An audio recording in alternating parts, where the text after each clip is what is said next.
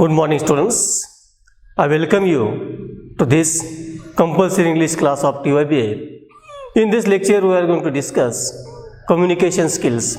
As far as your syllabus is concerned, we have to study what is communication, process of communication, and types of communication. In our examination, it has a weightage of 4 marks. So we'll start our discussion with understanding the origin of the word communication. Dear students, the word communication has been derived from Latin word communis. Communis is a Latin word,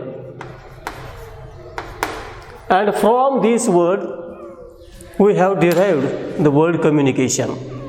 So meaning of the communis is common. So communication is the activity which is a common one, which is the activity which belongs to all, or the activity which is shared by all. Every day we communicate with others. In our day-to-day life we have to communicate with others.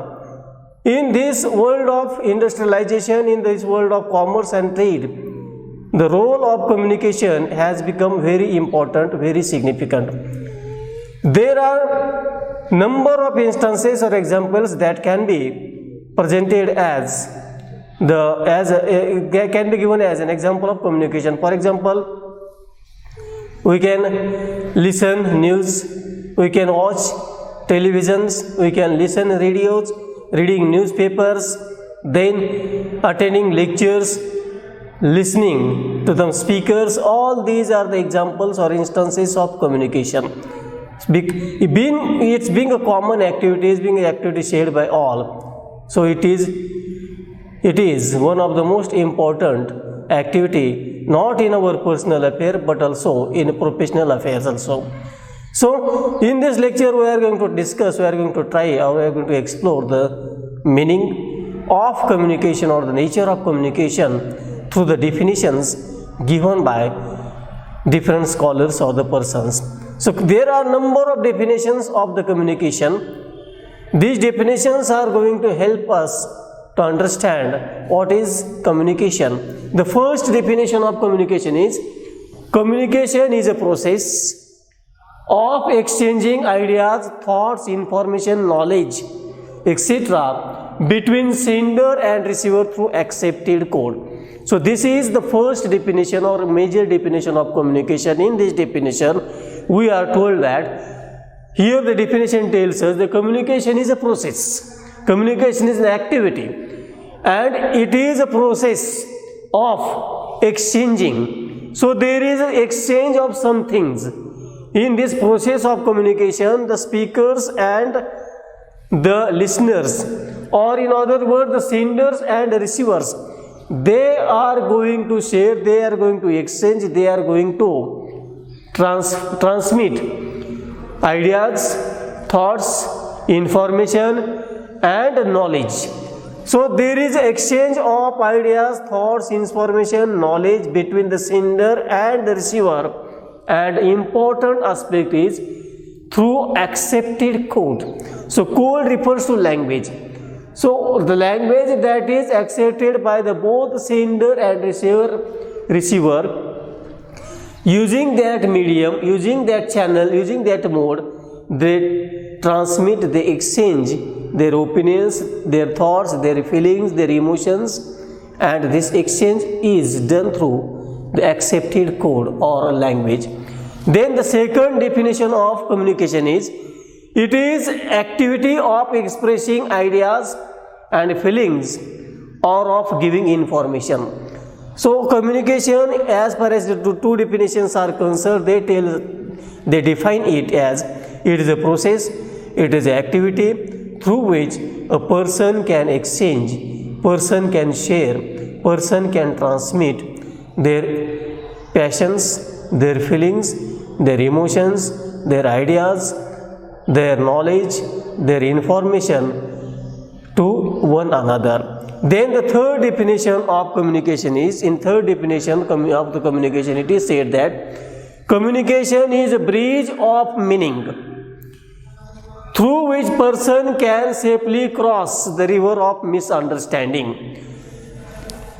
So in communication, misunderstanding is going to be there, and the communication is a tool. Communication is the activity which helps the human beings to overcome the misunderstanding.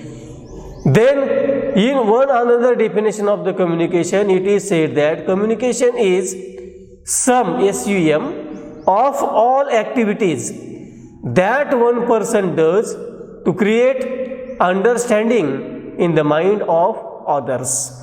So it is activity undertaken by the sender in order to create understanding in the mind of the receiver.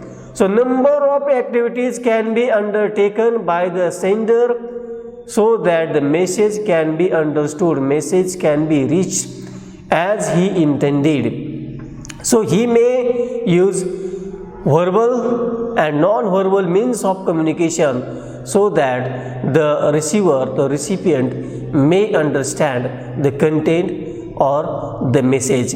So these definitions tells us that communication is a process. These definitions define it or make it clear that it is the activity through which we can exchange our passions, our feelings, our emotions, our ideas, our thoughts and opinions. We can also share, we can express our knowledge, our information to the others. Then it is also a process through which we can overcome misunderstanding in a communication. Then it is also activity where the number of activities are undertaken by the receiver and the sender in order to understand the content of the message. So in order to understand the message, in order to understand the utterances or the whatever may be the content, whatever may be the form of the message, it can be verbal, it can be non-verbal. It is essential that when it is presented in the form of language, message should be short, message should be simple and message should be easy to understand. So communication is continuous process. Communication is flexible process and communication is two-way process. So these three things are important in communication. So it is a flexible process, it is not a rigid process.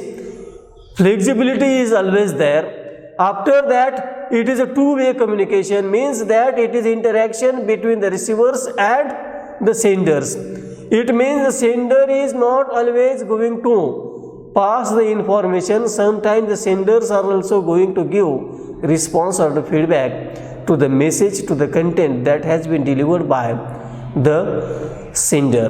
That is how it is called as it is two-way conversation or two-way communication. And the next important characteristic of communication is that it is continuous process. The communication is never going to stop. It is continuous process. So in order to make a communication successful, certain elements are necessary. These elements are essential for the communication. It is important to understand what are the essential components or essential elements of communication. In short, it is also called as essentials of communication. The first one is the sender, the second one is receiver. So for communication there should be at least two persons. There can be number of persons to make communication activity successful, but there should be minimum or at least two persons in communication process. So one of them will be a sender and the second would be a receiver. So there should be a sender and there should be a receiver so that communication can take place. If the senders and receivers are not there, communication cannot take place. So the first important essentials of communication is that it should have participant or it should have at least two persons. One of them will be a sender, second one will be a receiver. So we are going to talk about the sender. Sender is the source of information. Sender is the origin of the information or the message. Sender sends the message or transmits the message to the receiver. So sender may be a group of person, Sender may be a single person. Sender can be a government office or any institution, or sender can be a person who belongs to different region. Sender can be belong to different religion. Sender may speak or may send message in any language. So after sender, second important element of communication is a receiver. So there should be receiver in order to receive the message, in order to understand or interpret the message that has been transmitted to him by the sender. So receiver is a recipient of the message. So receiver may be a single person, or receiver may be a group of persons. Receiver can be a government office. Receiver may belong to any region. Receiver may belong to any religion. So after participants, that is the sender and receiver, the next essential component or essential element of communication is the media. There should be media to deliver the message. So media is determined by the nature of the message. The sender may select appropriate media considering the nature of the message, considering the content of the message. So message determines what type of media, what type of channel, or what type of mode should be used by the sender in order to transmit the message. So media can be verbal, media can be non-verbal, media can be like, it can be newspaper, it can be television, it can be radio. So different types of media can be used by the sender considering the nature of the message.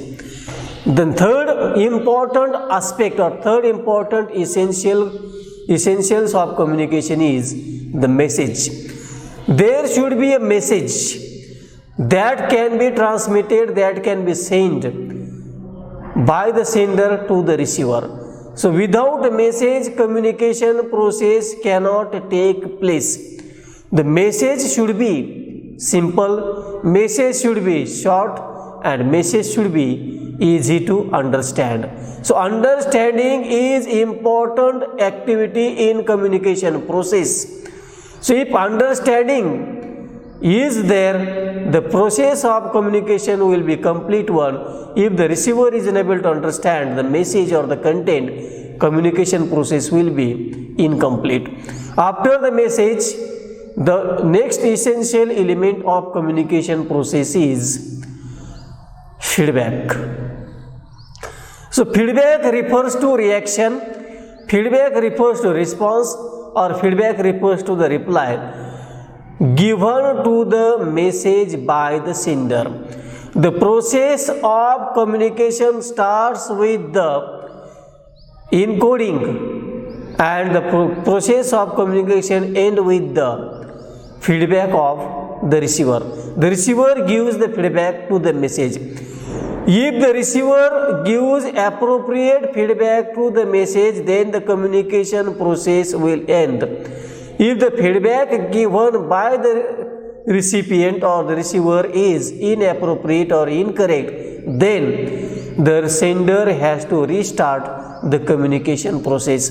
So these elements are essential to make communication successful. I repeat these elements: there should be participants, there should be at least two persons, there should be sender, there should be receiver, then there should be media, there should be message, and there should be feedback mechanism or feedback process.